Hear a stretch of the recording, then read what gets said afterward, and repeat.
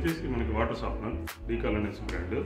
దీన్ని తీసుకునేసి మనం ఇప్పుడు మనకు బోర్ వాటర్ ఉంటుంది కదండి, దాంట్లో కాల్షియం మెగ్నీషియం కంటెంట్ ఉంటుంది అనమాట. ఇది వచ్చేసి వాటిని రెండింటిని డివైడ్ చేస్తుంది. మనం దీన్ని తీసుకెళ్ళేసి పైన వాటర్ ట్యాంక్ ఉంటుంది కదా హెడ్ రూమ్లో, దాంట్లో పెట్టేసి వదిలేయాలంటే. దీన్ని మొత్తం అన్బాక్స్ చేసి చూద్దాం.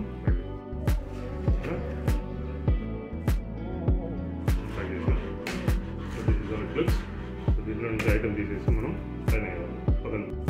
సో ఇదే మన